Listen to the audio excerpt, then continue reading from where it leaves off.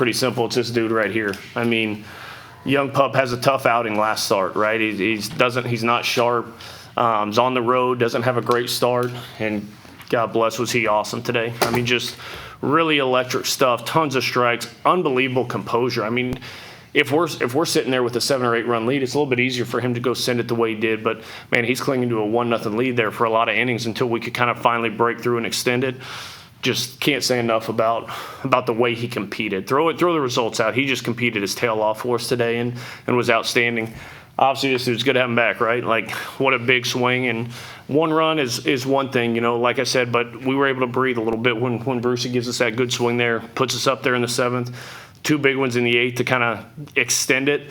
I'd have loved to send him back out there and let him finish that, but obviously he's going to throw the ball like that. We need that dude. So great to see AD do it at the end.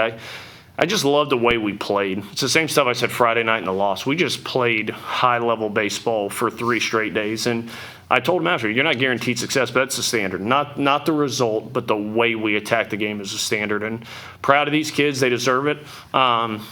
Arkansas is elite. That's a really good ball club over there. I mean, the pitching and defense, there's a reason they're the #1 team in the country coming into this, is that defense takes tons of runs off the board. And we were able to just keep coming offensively, finally break through a little bit. So heck of a weekend by the boys.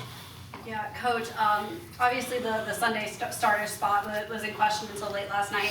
You ended up going with Zane Adams. What was the kind of thought process and decision right there for you to? Yeah, I mean, obviously we were just trying to see how the weekend played out a little bit, and I think Zane had a pretty good idea. I actually came in and Sean Stryker, our trainer, goes, Zane came in earlier and told me he's starting tomorrow. I was like, all right, well, I guess we got to start Zane tomorrow then. But I think he knew he was probably getting the ball there depending on how things went. And, if the previous 2 games go differently, maybe you go with a different guy right there. But the way he threw the baseball, I mean, this guy had a chance to not show up to school. And he chose to be here. The stuff we talked about last night, right? Like, man, for young guys, like Zane could have signed to be playing pro ball somewhere. Very simply, could have been playing pro ball and made the decision that he wanted to be a part of this. And I sure as heck hope games like today confirm that decision for him, because not only is he going to get paid a heck of a lot more money when he does enter the draft, but you don't pass on games like today. That atmosphere against that team in this environment, what an awesome job by him. Yeah, and Zane, you've been kind of all over the place in the rotation, made a couple, relief innings, was the midweek starter, and then when Hagen-Banks went down, got moved into kind of the weekend rotation.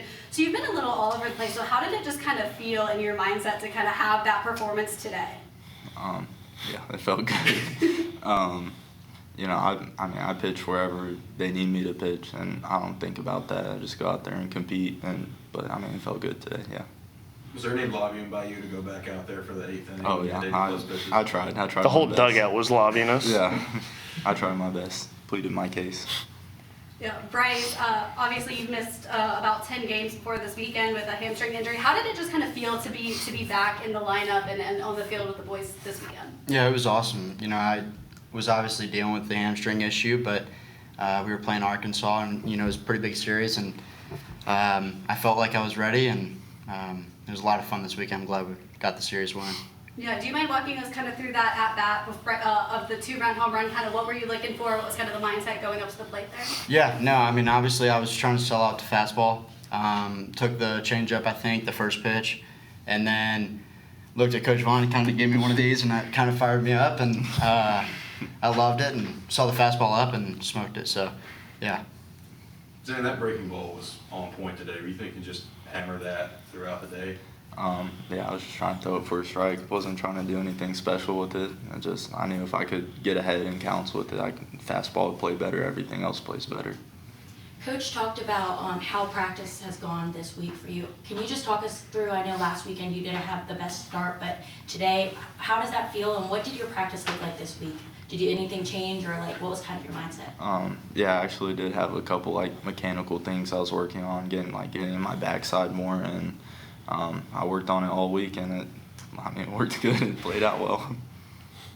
Bryce, when he goes out there and does that, what's the feeling in the dugout and up and down the lineup card when you do you feel like you have to go do something for him when he gives you the start like that? 100%. Yeah. No, after the first inning, we were all hyped for Zane, and obviously, we knew that we were going to be in this game to win, and obviously we played to win, but it was a hell of a start, and it's going to be fun. Bryce, we've talked a lot about, with Coach and a couple other players, about how kind of the fans have been this year. And you're one of the few players that was here last year and came back.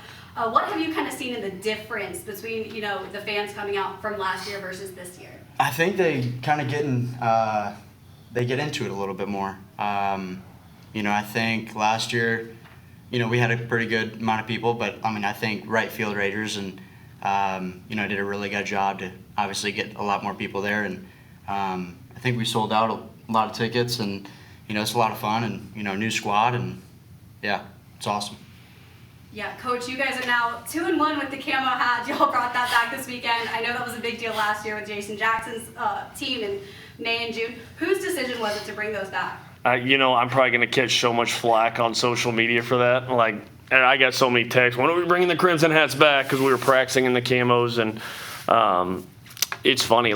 Our coaches, though, I don't care what we wear. It doesn't matter to me. I care about how we attack it. And Mo came up to me, and he was actually like, it wasn't a question. It was like, hey, the boys want to wear this today. I said, all right, let's send it. And so we wore it, and heck of a weekend. So I'm sure there's some diehards that are probably not going to be thrilled about that, but I think the diehards being the #1 team in the country. So whatever it takes in this game.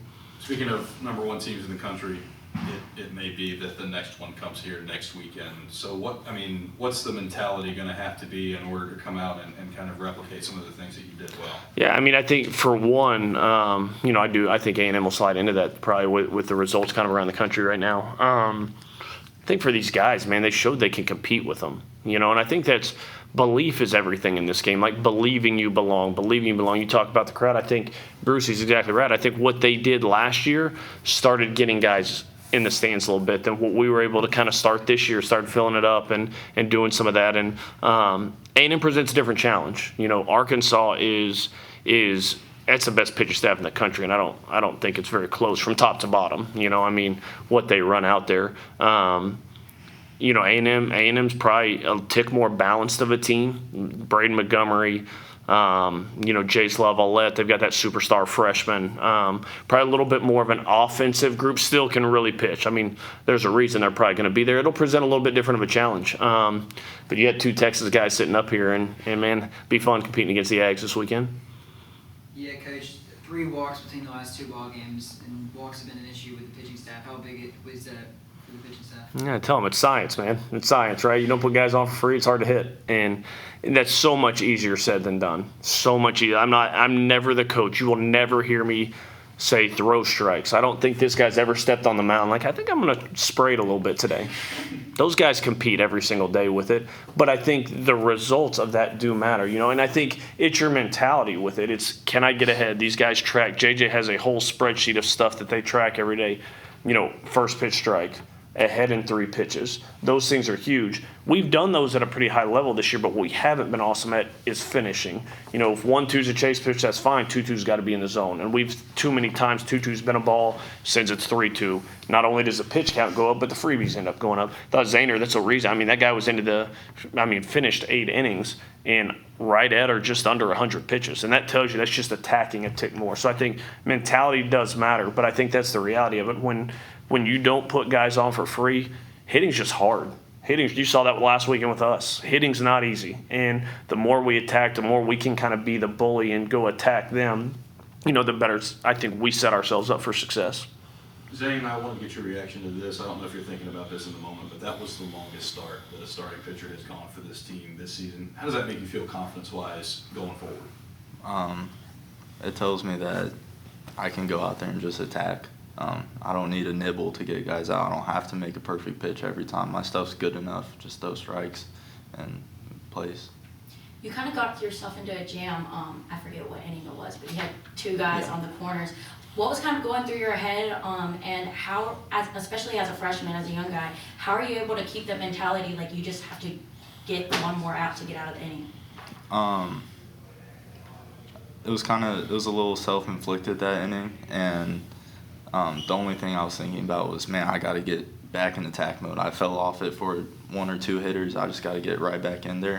Wasn't thinking about if they were going to hit the ball over the fence. I wasn't thinking about any of that. I was just thinking strikes. All right. Thank you, guys. Thanks, guys. Roll Tide.